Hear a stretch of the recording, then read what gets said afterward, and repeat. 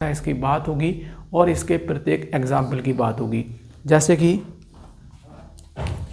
क्या बताया आपको, चैप्टर फर्स्ट यानी कि रियल नंबर,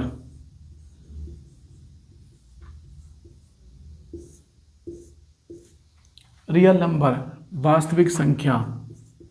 कौन सा चैप्टर है हमारा?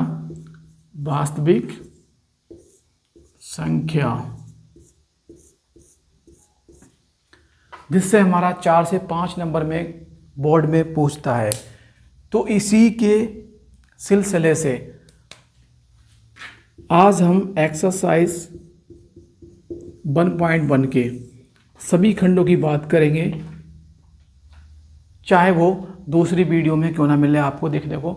लेकिन हम आज क्वेश्चन नंबर 1 के, जो कि 2 से 3 नंबर में हर हाल में पूछता है। जैसे कि पहला क्वेश्चन है तुम्हारा, आभाज्य गुणनखंड को यानी कि आभाज्य गुणनखंडों को गुणनफल के रूप में व्यक्त कीजिए। लिखा है क्वेश्चन, आभाज्य गुणनखंडों को, अगर आप लोग कंसिस्टेंसी के साथ देखेंगे वीडियो तो समझ में आ जाएगी। आभाज्य गुणनखंडों को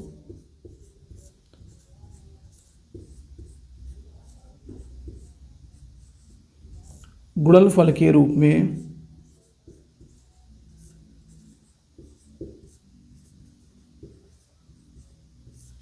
व्यक्त कीजिए।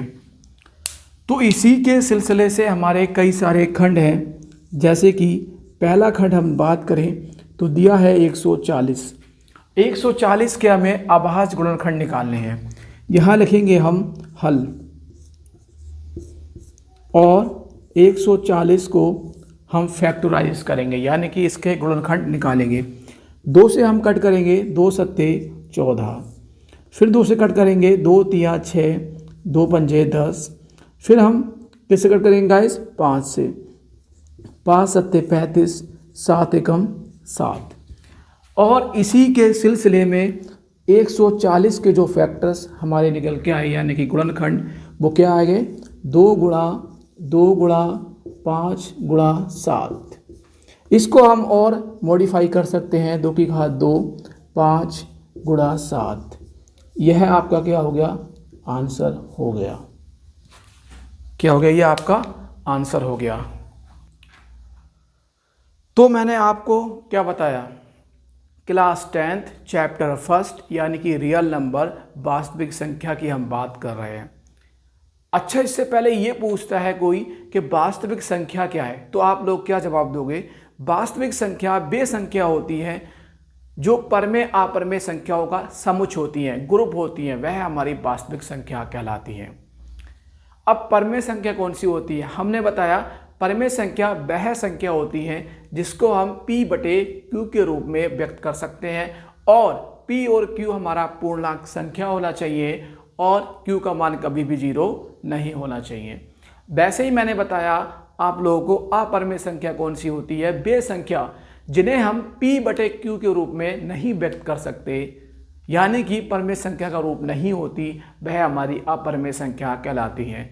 जैसे √2, √3, √4 अपने आप में अपरमेय संख्या नहीं है। क्यों नहीं है? क्योंकि √4 अपने आप में एक धनात्मक पूर्ण वर्ग संख्या है, इसलिए यह अपरमेय संख्या नहीं है। जब हम ध्यान दें इधर, √4 करेंगे तो इसका जो वर्ग निकल के आएगा वो हमारा 2 का स्क्वायर आ जाएगा। 2 से हम अंडर कट करेंगे तो हमारा आया 2, और 2 को हम 2/1 के रूप में लिख सकते हैं। इसलिए यह हमारी अपरमेय संख्या नहीं है, परमेय संख्या है। इसी के सिलसिले से मैंने बताया एक्सरसाइज 1.1 के सभी खंड हम करेंगे, सभी क्वेश्चन करेंगे, जिसमें आपको हर से हाल में मैं कह सकता हूँ 2 से 3 से 5 मार्क्स का आपको मिल सकता है। बिल्कुल क्लास 10th मैथ्स का मैं आपको निचोड़ देने वाला हूँ, एक तरह से कह सकता हूँ हलवा देने वाला हूँ, परोसने वाला हूँ, बस आप लोगों को खाना है। लेकिन वीडियो को जो है एक थोड़ी सी कंसिस्टेंसी मोड पे देखनी है आपको। गारंटेड मैं विश्वास दिलाता हूँ गाइज कि आपको क्लास 10th मैथ्स 9th से भी इजी लगेगी। बस आप लोग जुड़े रहिए और प्लीज़ मुझे सपोर्ट करिए। तो अभी तक हमने यह पहला क्वेश्चन देखा। इसके बाद यह हम दूसरा क्वेश्चन देखते हैं। दूसरा क्वेश्चन कहता है हमारा, इसी का है खंड 156 के भी भाई गुणनखंड निकाल दो। अगर हम 156 के गुणनखंड निकालेंगे तो इसको हम लिखेंगे हल, और 156 को हम फैक्टराइज करेंगे। 2 सत्ते 14, 2 अट्ठे 16, फिर 2 तियाँ 6, 2 नीम 18, फिर 3 से कटेगा 3 एकम 3, 3 तियाँ 9 और 13 एकम 13। तो 156 के जो हमारे फैक्टर्स निकल के आए यानी कि गुणनखंड, वो 2 कितनी बार है, 2 बार, और 3 कितनी बार है, 1 बार, और 13 कितनी बार है, 1 बार। यह हमारा क्या हो गया, आंसर हो गया। क्या हो गया गाइस, हमारा यह आंसर हो गया।